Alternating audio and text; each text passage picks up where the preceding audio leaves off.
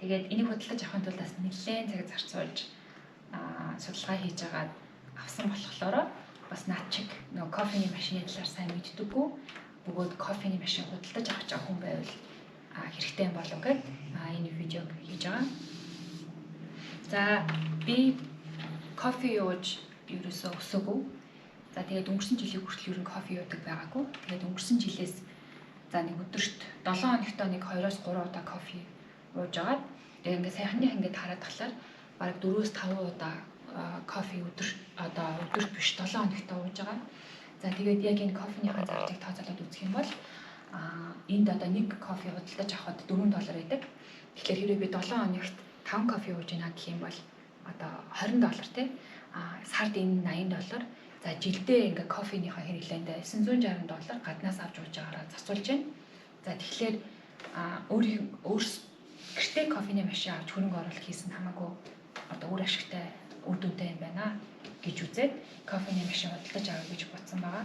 За тэгээд найзууд маань ч гэсэн өөрсдөө кофений машинтай тэгээд ер нь кофений машин худалдаж авсан илүү зүгээр шүү гэж зөвлөсөн учраас за бараг өчигдөр ингээ бүтэн өдөржингөө бараг кофений спешиалист болтлоо гадуур явсан. За тэгээд оройн нэрээ кофений одоо профешнл одоо мэргэжилтэн болтлоо ревю уншиж видео бичлэг үзсэн байгаа. За тэгээд миний авсан кофений машин болохоор Nespressoгийн Virtua Plus гэдэг ийм кофений машин авсан.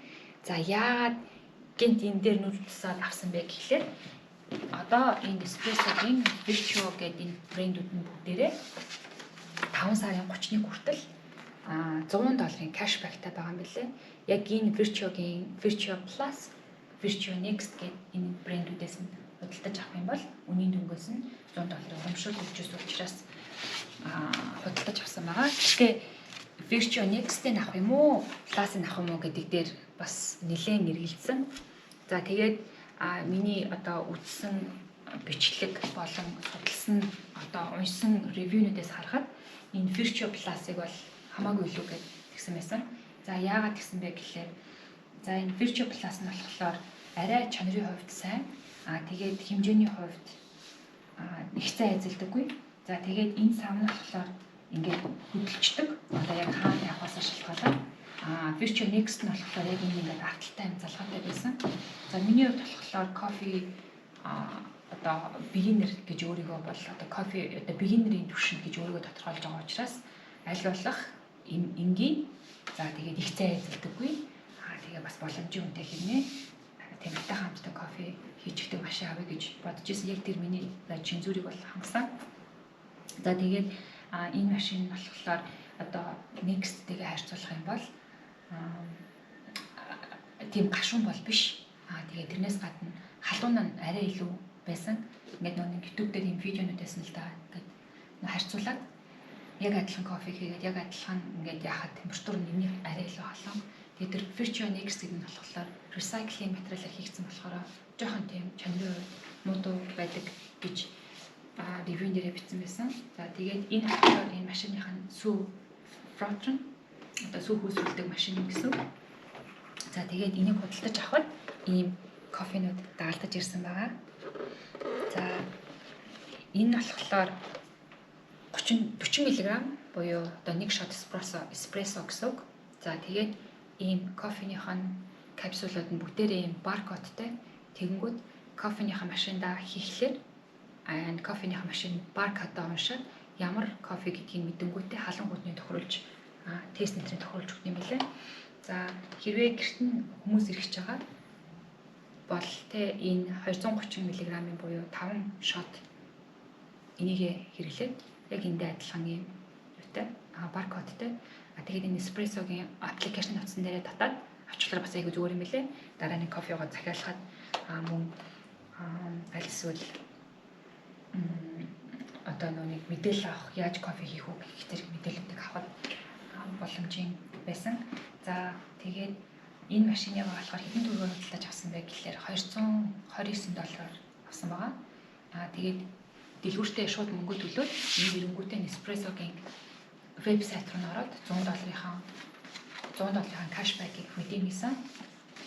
Тэгэхээр $100 кэшбэкийнхаа дараа энэ $129 болж байгаа. Тэгээд энд одоо байдаг ийм электрон бараа зардаг Bentley, Good Guys, JB Hi-Fi гэх дэлгүүрүүдээсэн. Тэгээд бүгдээрээ өөр үнэтэй. Тэгээд бүр Nespresso өөрсдийнх нь дэлгүүрт нь орсон чинь бүр илүү үнэтэй байсан. Одоо жишээлбэл энэний харант нь $329 гэж байгаа байхгүй юу. Тэгээд бит хоёр нөгөө нэг тэр JB Hi-Fi-ийн худалдагч нь хямдруулаад кэшбэкийнхаа дараа $179 за яг аав гэсэн чинь саарлонгийн сонирхыг гэсэн чинь баркодыг уншуулад үзсэн чинь энэ нь $229 болоод тайгуу хаттай. Ер нь бол өөр газруудад $329 байгаа энэ машиныг ингээд $229 авсан. Тэрнээс гадна бас юм гоё өнгөө 2 кофений капсул авсан байгаа. Энэ болохоор ингээд нэг нь 7-9 үнэтэй юм лээ. Энэ болохоор юм нэг нь хазалнатын амттай, нэг нь болохоор карамель амттай гэж хэлсэн баг тий. Bianca гинэ энэ болохоор хазалнат юм байна. Тэгээд ийм гоё кофений машин авсан байгаа. За тэгээд өөр бас энэ Virtuo Plus-ийн голын давуу тал нь гэх юм бол ийм автомат. Одоо энэ дээр ингээд дарчих юм бол энэ ингээд онгорчихно. Тэгээд ингээд хаачин. Virtuo Next нь ямар байсан бэ гэхлээр manual-ээс энэ дэтлэн. Тийм ийм давуу талтай. За одоо тэгээд та хэд нэг the coffee машин ашиглаад яаж хийдэг талаар харуулъя. Энэ машины одоо функшныг харуулъя гэсэн. За тэгээ миний хувьд болохоор дөнгөж аваад эхний кофег бит хоёр найруулсан байгаа. Манай нэг бит хоёр. За одоо хоёр дахьыгоо та хэдтэй хамт найруулах чинь. Тэгээд миний хувьд дөнгөж ашиглах байгаа болохоор тийм амар юу биш. Одоо тэгээ beginner угаасаа тийм болохоор ч юм simple маш худалдаж авсан. За ямар тач юу ачи эхлээд кофего найруулчих тий. За энэ манай нэлээ ойр болсон байгаа. Тэгэхээр зүгээр нэг ийм shot capsule-тай хийчих. За ерөөсөө ингэж ягаал болоо. Эндээ ингэж хийчин. Доош нь харуулаад ингэж хийчин. Тэгэл халаа энэ дээрээ дараад кофенийхэн капыг энэ доор ингэ тавьчих. За ингэж явах хоорондоо би шигээрээ сүүнийхэн за зүгээр л энгийн сүг чи тий өнөдөртөө ийм almond milk хийж өгнө хүслээрээ. За энэ фротныхаа савн болохоор эндээ юм юутай юм блэ measureтай энэ доор нэг юм ингээд юм нэг юу бол энэ кофений гарцсангаа харуулж байгаа. Өндөр нь бол баа.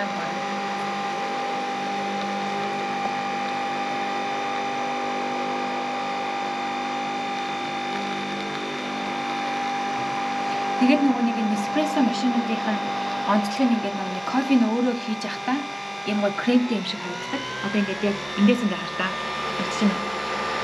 Доотлын хаад тэгээд ийм гоо кремтэй.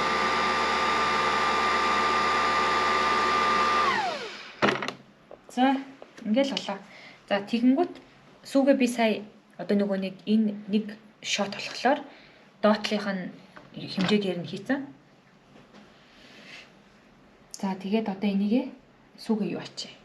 Фрот ачи. За ингээд нөгөө анх удаа бас бичлэг хийж байгаа болохоор тийм мэржлийн биш. Гэтэ нөгөө нэг хийж байгаа санаа нь болохоор кофений маш одоо авах байгаа хүмүүст зориулаад яг наад чиг ингээд ийм байсан хүмүүс цагийн хэмнэх хүнээс юу яаж байгаа. Тийм болохоор энэ видео хийж байгаа гэдэг болохоор за тэгээд ингээд энэ дээр энийг дарчин.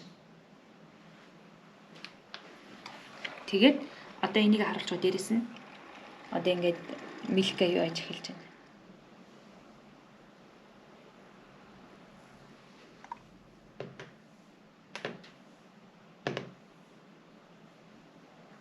Ансаад үзье.